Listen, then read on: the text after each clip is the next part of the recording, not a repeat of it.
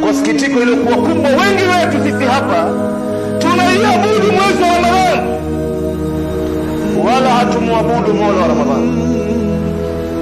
Na Mola wa Ramadhani ndio ambaye anafaa kuabudiwa. Hii Ramadhani ni mwezi kama miezi mingine, imekuja na itaondoka, lakini Mwenyezi Mungu Subhanahu wa Ta'ala yuko daima wala hana mwisho.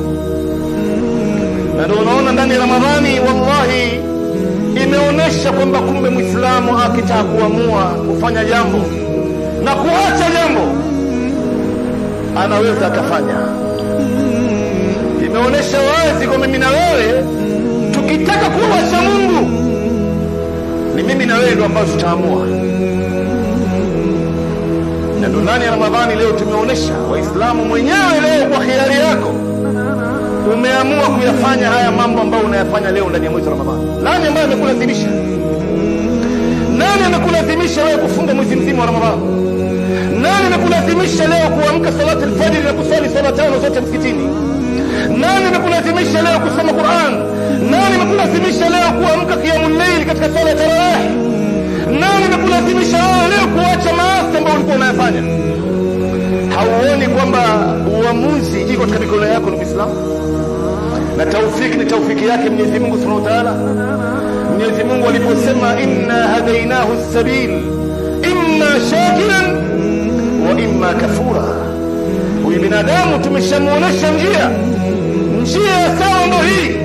Sasa ni wewe ndio ambao utaamua kuifuata hiyo njia ama utakataa. Utafuata njia ambayo si sawa, ni wewe ndio utaamua. Mwenyezi Mungu anasema man amila salihan falinafsihi wa man asaa fa alaiha wama rabbuka bidhallamin lilabid. Mwenye kufanya mema anafanya mema kwa kuwa mema hii itakusaidia wewe mwenyewe, na ukifanya maovu hii maovu itakudhuru wewe mwenyewe, wala Mwenyezi Mungu Subhanahu wa Ta'ala hawezi kumdhulumu mja wake. Kheri ni yako wewe, mema ni yako wewe, na hasara ni yako wewe ikiwa utafanya yale ambayo Mwenyezi Mungu amekukataza. Ndio unaona ndani ya Qur'ani kama alivyoelezea Imam Ibn Kathir kwamba baadhi ya Waislamu wanaitafsiri aya kimakosa. Kwa kweli, pamoja na kwamba Mwenyezi Mungu ana uwezo juu yake, Mwenyezi Mungu aliposema inna Allaha yahdi man yasha wa yudhillu man yasha, yudhillu man yasha wa yahdi man yasha, Mwenyezi Mungu anamuongoza amtakaye na anampoteza amtakaye.